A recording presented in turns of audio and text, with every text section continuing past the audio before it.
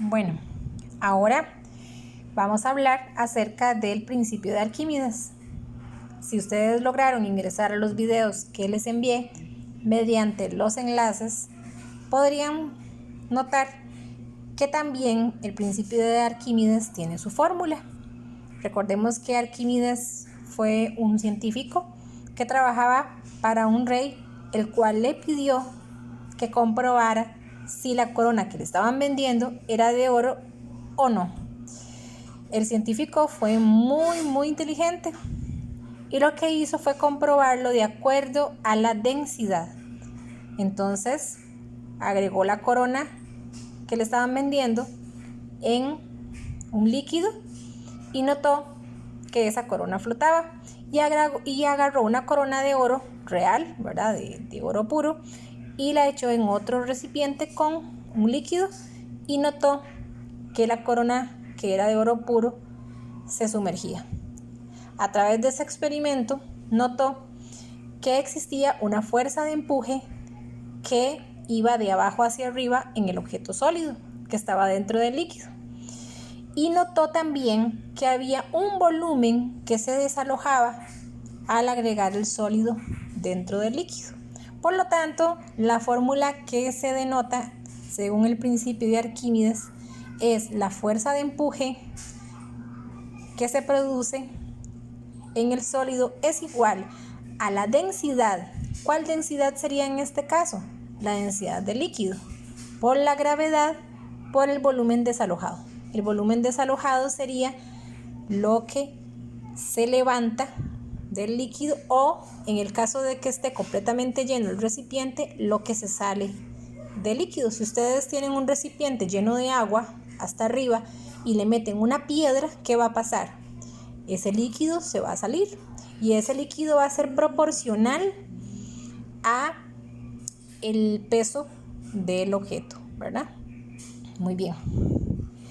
Ok, la fuerza de empuje va a estar establecida en newtons, la densidad del líquido va a estar establecida en kilogramos sobre metros cúbicos y el volumen desalojado va a ser igual al volumen del líquido que se derramó o que subió, ¿verdad? Conforme, dependiendo del problema. En el ejemplo 7 vamos a leer ese ejercicio. Dice, la figura muestra un cilindro cuya área en la base es de 1 por 10 a la menos 3 metros cuadrados y que flota en un líquido de densidad de 3 por 10 a la 3 kilogramos sobre metros cúbicos. Calcule la fuerza de empuje que recibe dicho cilindro. Tenemos los datos, área basal es igual a 1 por 10 a la menos 3, el área basal es el área, ¿verdad? La densidad del líquido es la densidad que me están dando, ¿verdad? 3 por 10 a la 3. Y la altura, aquí es muy importante aclarar, ¿cuál de las dos alturas usamos? ¿Qué dirían ustedes? Si ustedes ven el objeto, ¿a dónde se está ejerciendo la fuerza de empuje en su totalidad? En la parte que está sumergida, ¿verdad? La parte que está sumergida sería la que vamos a considerar porque ahí es donde se está ejerciendo la fuerza de empuje que va a ser de abajo hacia arriba, por eso se llama fuerza de empuje, ¿verdad?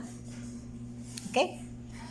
Venimos acá, planteo y desarrollo, dice, de acuerdo a la fórmula de Arquímedes, se debe calcular primero el volumen del líquido desalojado, que es equivalente al volumen del cuerpo sumergido. Dado que se trata de un cilindro, su volumen sumergido se calcula. Ok, muy importante, tenemos el área basal, ¿verdad? Pero no nos interesa el área, porque si ustedes ven la fórmula lo que nos interesa es el volumen. Entonces, para poder calcular el volumen desalojado, ocupamos calcular el volumen del cilindro. En matemáticas, el volumen del cilindro es el área basal por la altura. ¿Cuál sería el área basal? Bueno, la que me están dando, ¿verdad? 1 por 10 a la menos 3. Ya me la están dando aquí en los datos, acá arriba. Ajá.